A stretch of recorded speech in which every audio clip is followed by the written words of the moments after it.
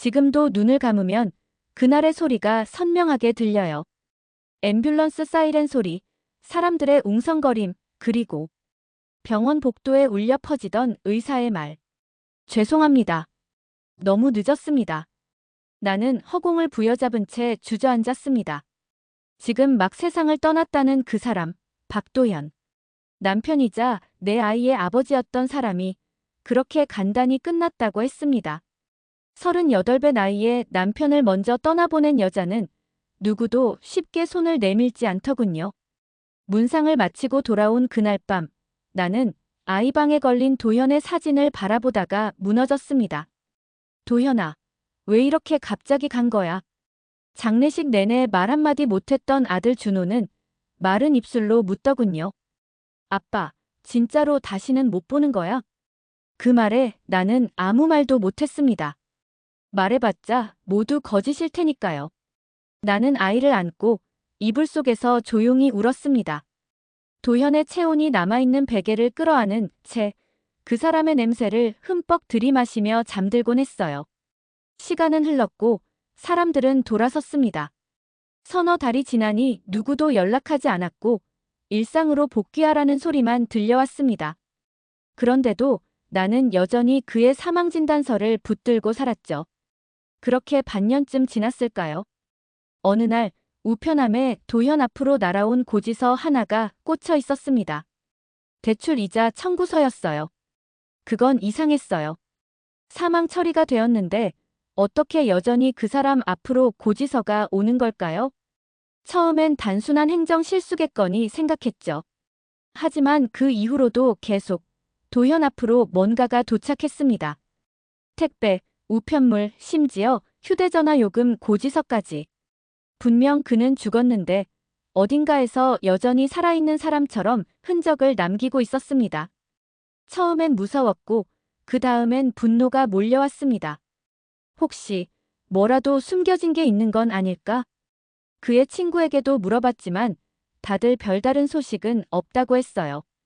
그러던 어느 날이었습니다.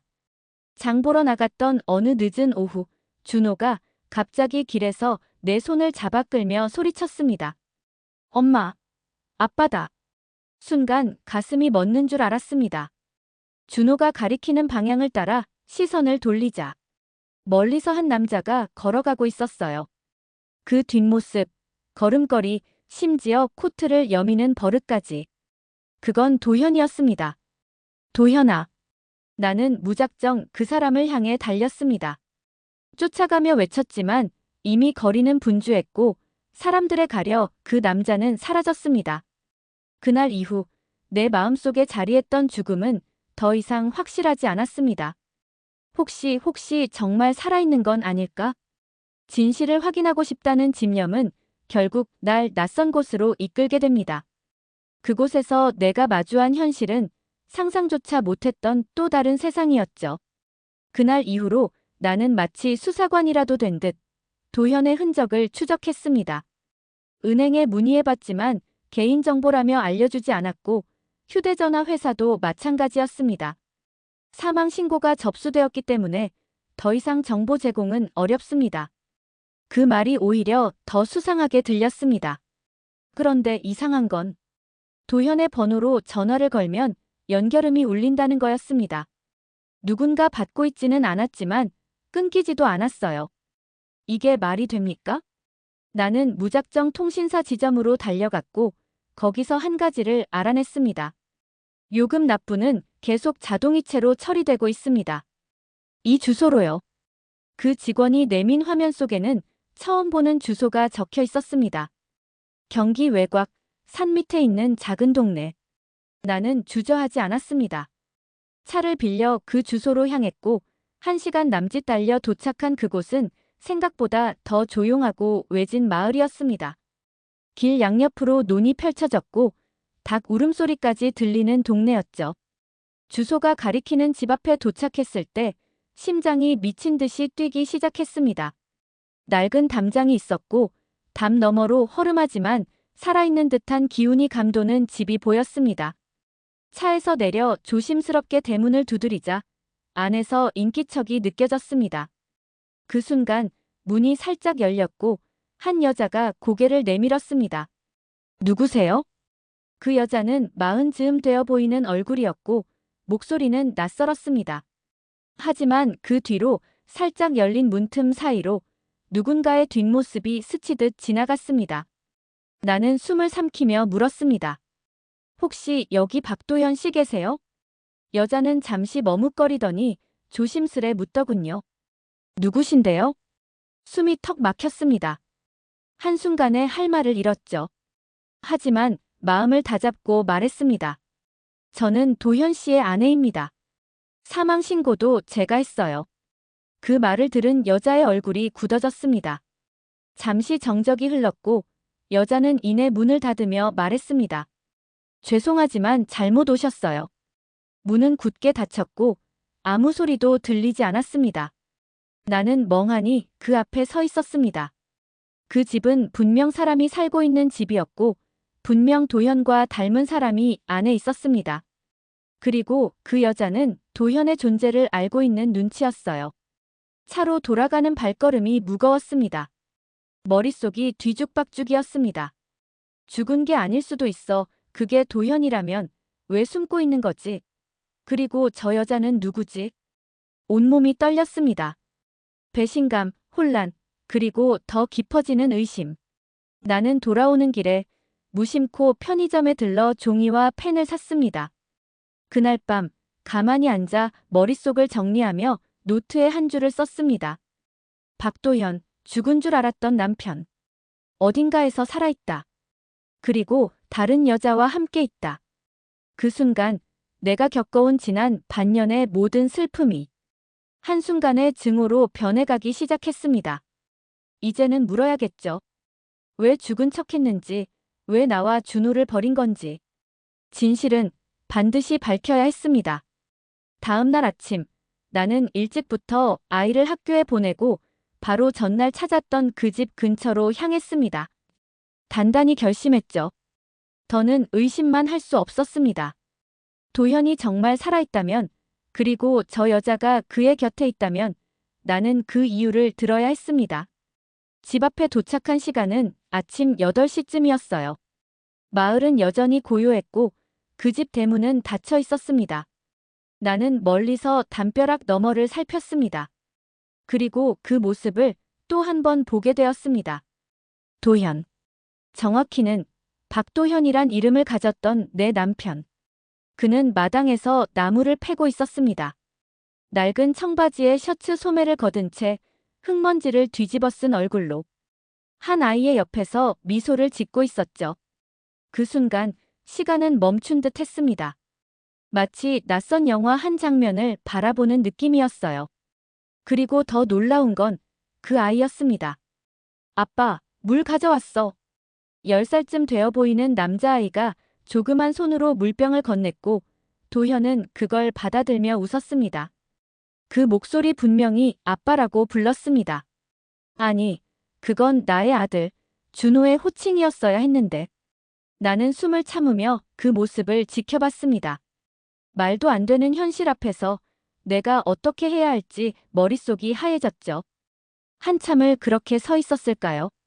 도현이 고개를 들었고 담장 너머로 나와 시선이 마주쳤습니다. 순간 그의 눈이 커졌고 나무도 도끼도 모두 떨어뜨린 채 멈춰 섰습니다.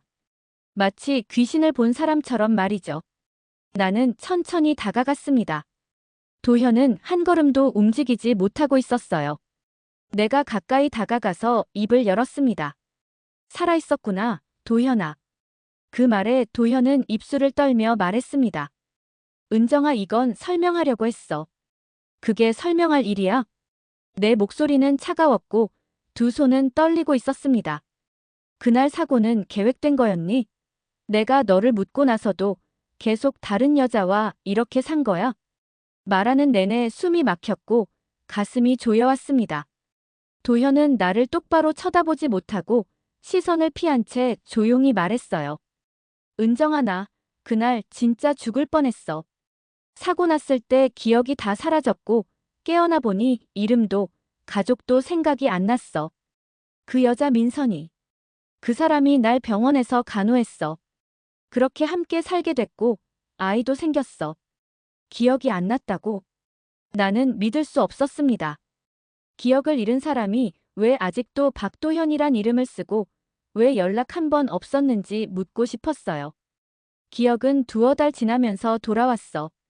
그 말이 끝나는 순간 내 안에 무언가가 무너져 내렸습니다. 두어 달. 그럼에도 넌 그냥 이곳에서 아이 낳고 새 가정을 꾸린 거야? 도현은 대답하지 않았습니다. 그저 고개를 숙인 채 내가 던지는 말들을 다 맞고만 있었습니다. 그때 집 안에서 민선이 나왔고 아이의 손을 잡고 있었습니다. 그리고 그 아이는 내 얼굴을 물끄러미 보더니 고개를 갸웃했습니다. 아빠, 이 아줌마는 누구야? 나는 더는 그곳에 서 있을 수 없었습니다. 그 질문 한마디에 내 존재는 철저히 무너졌습니다. 나는 고개를 돌려 걸어 나왔고 눈물이 볼을 타고 흘렀습니다. 그날 밤 잠들지 못한 채 멍하니 천장을 바라보며 생각했습니다. 그 사람은 단순히 나를 떠난 게 아니었습니다. 내 슬픔과 고통 위에 다른 삶을 쌓아 올린 사람이었습니다. 그리고 그 삶은 내가 더는 들어갈 수 없는 낯선 성이었다는 걸 나는 너무 늦게야 깨닫게 되었죠. 그날 밤 나는 아무것도 할 수 없었습니다.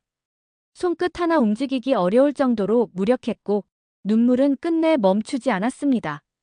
가슴 깊은 곳에서 쿡쿡 찔러오는 통증이 자꾸 속삭였죠. 너는 이제 버림받은 거야. 하지만 그 말을 인정하기엔 아직 너무 분했습니다.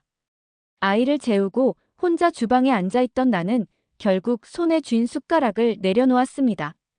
입 안가득 쓴맛만 감돌았어요. 다음 날 아침, 나는 또다시 그 집을 찾았습니다. 이번엔 도현과 직접 대화하겠다고 마음을 다잡고 있었죠. 더는 피해 다니지 않기를 바랐습니다. 그에게도 나에게도. 대문 앞에 도착하니 마침 도현이 마당을 정리하고 있었습니다. 내가 모습을 드러내자 그는 눈을 피하지 않았습니다. 조용히 대문을 열고 나와 말없이 내 앞에 섰습니다. 할 말 있어. 내가 말하자 그는 고개를 끄덕이며 가까운 벤치로 자리를 옮겼습니다. 나는 그에게 물었습니다. 도현아, 솔직하게 말해줘. 기억이 돌아왔을 때 날 찾아볼 생각은 단 한 번도 안 했어. 그는 잠시 고개를 떨군 채 침묵했고 이내 낮은 목소리로 대답했습니다. 처음엔 무서웠어. 내가 어떻게 사라졌는지, 내가 나를 얼마나 증오할지 상상도 못했어. 나는 차갑게 쏘아붙였습니다. 그래서 그냥 도망친 거야. 내가 죽은 줄 알고 몇 달 동안 울고 장례까지 치른 사람한테. 도현은 고개를 저었습니다. 은정아, 나는 그냥 내 삶을 망치고 싶지 않았어. 이미 나는 엉망이었고 기억도 뒤죽박죽이었고 민서는 그때 내 옆에 있었고 나를 다시 걷게 만들어준 사람이었어. 그래서 그 사람을 선택한 거야. 내 목소리는 떨렸고 눈가엔 다시 눈물이 맺히고 있었습니다. 도현은 더는 변명하지 않았습니다. 응, 그렇게 됐어. 그 순간 나는 마음속 어딘가가 또렷하게 갈라져 나가는 걸 느꼈습니다. 이제야 확실해졌습니다. 이 사람은 나를 사랑하지 않는다는 것. 다시 돌아올 마음도 없고 가족이란 이름에서 나를 뺀 지 오래였다는 것. 준호는 어떡하라고. 내가 마지막으로 묻자 도현은 눈을 질끈 감았습니다. 그 아이한테만은 정말 미안해. 나중에 시간이 지나면 언젠가는 용서를 구하고 싶어. 그럴 자격 있어. 나는 그렇게 말하고 돌아섰습니다. 한 번도 멈추지 않고 고개도 돌리지 않은 채 차에 올라탔습니다. 그리고 백미러를 통해 본 도현의 모습은 바람에 휘날리는 나무 아래에서 그저 서 있기만 한 남자였어요. 집으로 돌아온 나는 책상 서랍을 뒤적였습니다. 그 안에는 도현의 사망진단서와 장례비 내역서, 그가 남긴 유품들이 있었습니다. 나는 그것들을 하나하나 꺼내어 테이블에 펼쳐놓고 앉았습니다. 그 중간에 조용히 앉아 모든 것을 되짚었습니다. 이 모든 고통과 눈물, 애도의 시간들이 철저히 조작된 거짓이었다는 걸 인정해야 했습니다. 그렇게 나는 또다시 혼자가 되었고, 하지만 이번에는 슬픔보다는 분노가 그 자리를 대신하기 시작했습니다. 도현은 이제 다른 사람의 남편이었고, 다른 아이의 아빠였습니다. 그리고 나는 이 모든 진실을 감춰야 할 이유가 없었습니다. 이제는 준호에게 알려줘야 할 시간이 왔습니다. 그날 밤, 나는 준호의 얼굴을 오래도록 바라보았습니다. 작은 손으로 베개를 끌어안고 자는 모습이 너무도 순해 보여서 한참을 말없이 서 있었어요. 눈동자 하나 까딱하지 않고 자고 있는 아이에게 이제는 진실을 이야기해야 한다고 마음먹은 건 어쩌면 내 마지막 양심 때문이었을지도 모르겠습니다. 아침 식탁, 늘 그렇듯 나는 평소처럼 밥을 차렸고 준호는 말없이 숟가락을 들었습니다. 하지만 그의 눈빛은 나를 자꾸 살피고 있었어요. 그 아이는 이미 이상하다는 걸 눈치채고 있었겠죠. 며칠째 밤마다 내가 울다 지쳐 잠든 것도 아무 말 없이 방 안에서 긴 시간 앉아있던 것도 다 보았을 테니까요. 나는 밥을 다 먹은 준호를 불렀습니다. 준호야, 엄마랑 잠깐 이야기할까? 아이의 눈이 커졌고 의자에 바른 자세로 앉았습니다. 왜요? 나 뭐 잘못했어요? 그 말에 가슴이 아려왔지만 차분히 고개를 저었습니다. 아니야. 내가 잘못한 건 없어. 근데 엄마가 이제 너한테 꼭 말해야 할 게 있어서. 나는 깊은 숨을 내쉬고 조심스레 입을 열었습니다. 내 아빠 말이야 사실은 아직 살아있어. 순간 아이의 얼굴이 얼어붙었습니다. 숨을 들이마신 채로 고개를 끄덕이지도 못한 준호는 한참이나 나를 바라보더니 조심스럽게 물었습니다. 그럼 그날 병원에서 들은 건 다 거짓말이었던 거예요? 아니, 거짓말이었어. 엄마도 그렇게 믿었고 그렇게 살아왔어. 그런데 알고 보니 너희 아빠는 사고 이후에 살아있었고 지금은 다른 곳에서 다른 사람과 살고 있어. 말을 마치는 순간 아이의 얼굴에 천천히 분노가 퍼지기 시작했습니다. 입술을 꾹 다문 채 아이는 묻지도 따지지도 않았습니다.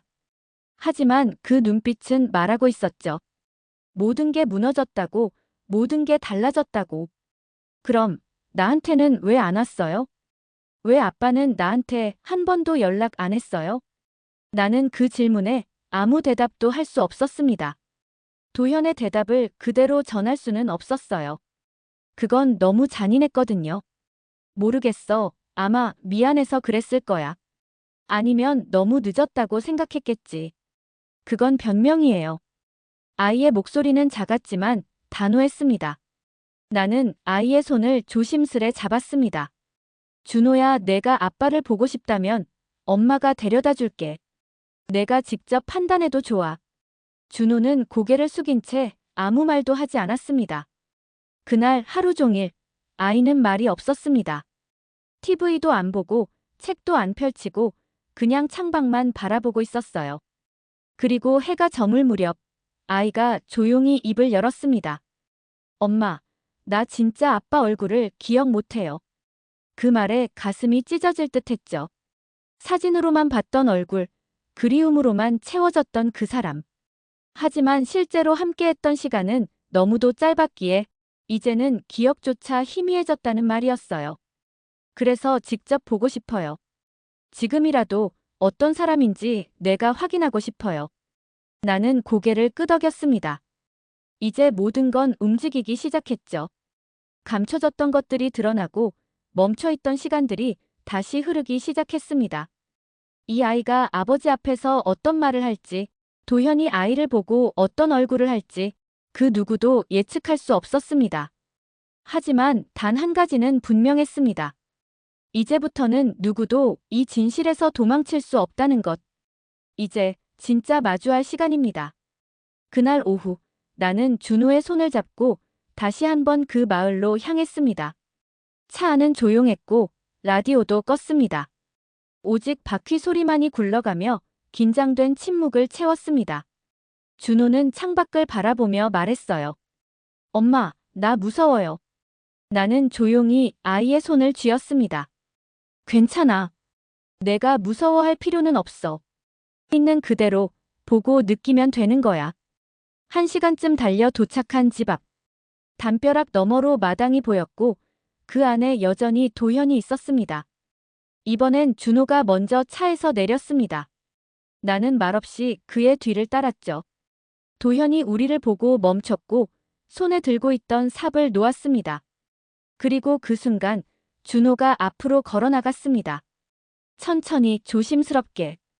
혹시 아저씨 이름이 박도현이에요? 그 짧은 질문에 도현은 아무 대답도 하지 못했습니다. 얼어붙은 듯한 표정으로 아이의 얼굴을 바라보고 있었습니다. 그 눈빛은 혼란과 후회의 소용돌이 같았죠. 난 엄마랑 같이 왔어요. 아저씨가 내 아빠라면서요. 준호는 담담하게 말했지만 목소리는 살짝 떨리고 있었습니다. 그 순간 도현의 입술이 간신히 움직였습니다. 그래 맞아. 나는 내 아빠야. 그 말이 떨어지는 순간 아이의 얼굴이 일그러졌습니다. 슬픔인지 분노인지 모를 감정들이 복잡하게 얽힌 채 눈물이 쏟아졌습니다. 그리고 아이는 떨리는 목소리로 외쳤어요. 그럼 왜 나를 버렸어요? 왜 죽은 척했어요? 엄마는 밤마다 울었고 나는 아빠가 보고 싶었는데. 그 소리에 마당 끝에서 민선이 나왔고 그녀의 표정도 굳어졌습니다. 도현은 아이 앞으로 다가갔지만 준호는 물러섰습니다. 가까이 오지 마요. 난 지금 그냥 보고 싶었던 얼굴을 봤을 뿐이에요. 아빠처럼 느껴지지도 않아요. 그 말은 도현의 가슴을 깊이 찔렀습니다. 그는 주저앉듯 마당에 무릎을 꿇었습니다. 두 손으로 얼굴을 감싼 채 말했습니다. 미안하다. 너무 무서웠다. 모든 걸 되돌리기에 난 너무 멀리 와버렸더라. 아이의 눈물은 멈추지 않았습니다. 하지만 그 모습조차 더 이상 아무 말로 위로되지 않았습니다. 그때 민선이 다가왔고 조용히 도현의 어깨에 손을 얹었습니다. 은정 씨 아이를 데리고 돌아가 주세요. 그녀의 목소리는 단호하면서도 이상하리만치 평온했습니다. 나는 고개를 끄덕이고 준호를 안았습니다. 아이는 더 이상 소리내지 않고 울고 있었고 내 품에서 고개를 묻었습니다. 그날 집으로 돌아오는 길 준호는 아무 말도 하지 않았습니다. 차 안은 또다시 고요했고 나는 백미러로 아이의 눈을 살폈습니다. 그 눈엔 어른보다도 깊은 그림자가 드리워져 있었습니다. 세상에서 가장 만나고 싶던 사람을 만났지만 그 사람이 더 이상 자신을 필요로 하지 않는다는 걸 알아버린 아이의 눈. 그건 어른조차 감당하기 힘든 무게였습니다. 그리고 나는 그제야 확신했습니다. 이 아이는 이제 나만이 지켜야 할 전부라는 걸.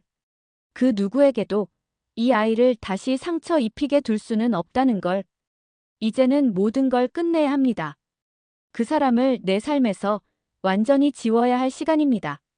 그날 이후 나는 몇 날 며칠을 아무 말 없이 보냈습니다. 준호도 그랬죠. 학교는 다녔지만 친구들과 말 섞는 일이 적어졌고 집에 와선 책상 앞에 멍하니 앉아 있었습니다. 때로는 그림을 그렸고 때로는 연필을 잡고 있던 손만 덜덜 떨었습니다. 내가 해줄 수 있는 건 많지 않았습니다. 그저 그 옆에 조용히 앉아 있는 것뿐이었죠. 그러다 준호가 어느 날 저녁 식사를 마치고 불쑥 묻더군요. 엄마, 우리도 다른 동네로 이사 가면 안 돼요? 나는 놀라 눈을 마주쳤습니다. 왜? 혹시 누가 뭐라고 했어? 아니요. 아무도 그런 거 안 했어요. 근데 여기서 보면 자꾸 생각나서 그래요. 학교 갈 때도, 집에 올 때도. 내가 아빠 얼굴 봤던 그날도 계속 떠올라요. 아이는 조심스럽게 말했지만 그 안에는 무겁고도 단단한 결심이 담겨 있었습니다. 나는 천천히 고개를 끄덕였습니다. 그래. 엄마도 그럴 생각하고 있었어. 우리, 이제 정말 새로 시작하자.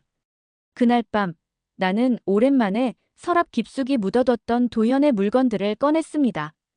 사망진단서, 장례식 앨범, 혼인신고서, 그의 편지들까지.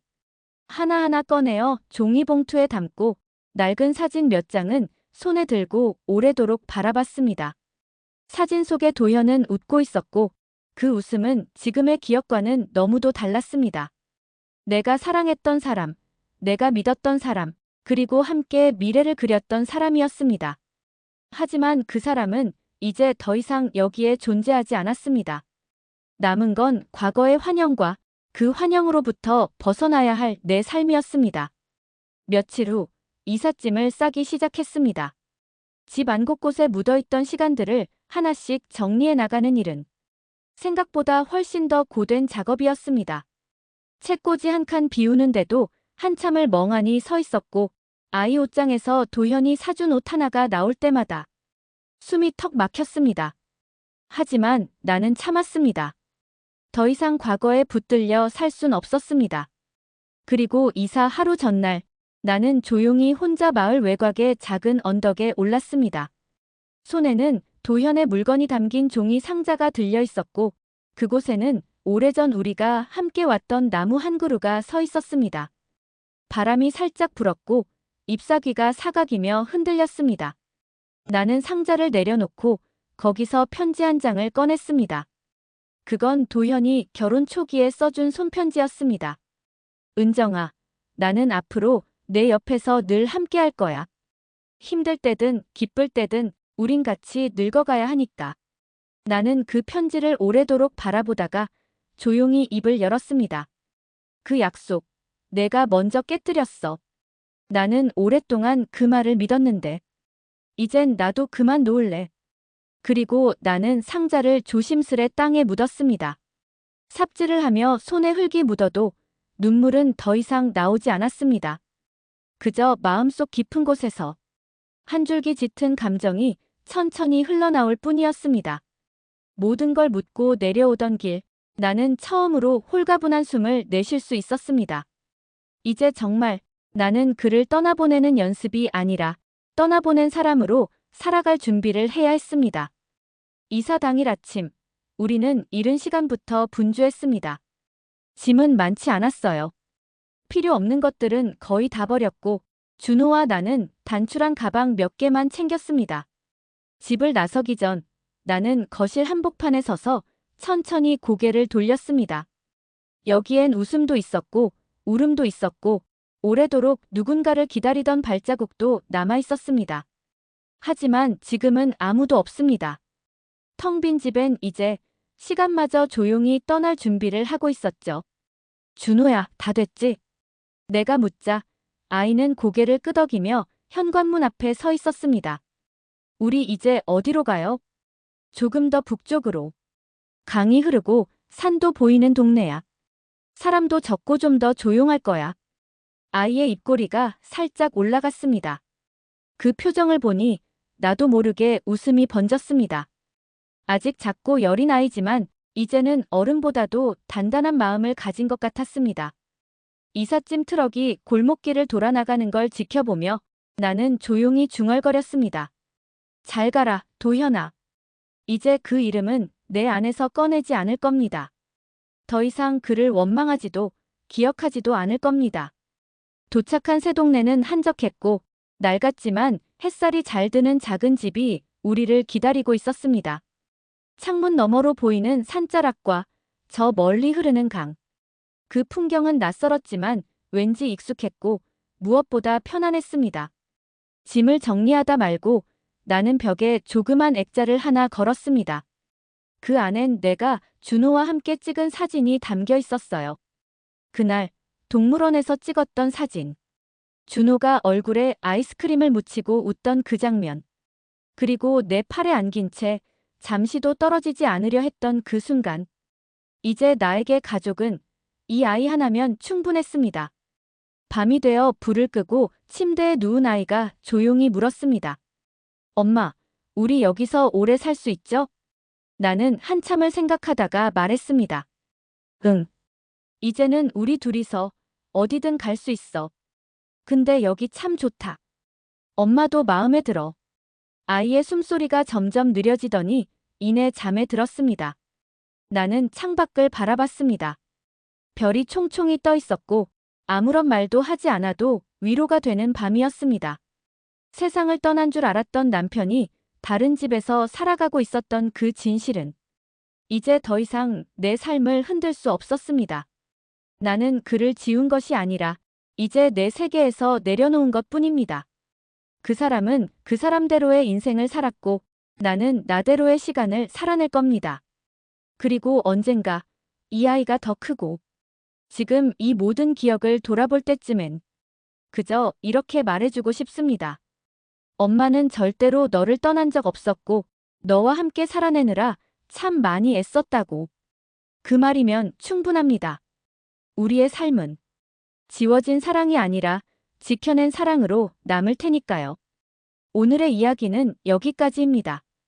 긴 영상 끝까지 들어주셔서 감사합니다. 내일 또 재미있는 이야기로 다시 찾아오겠습니다. 감사합니다.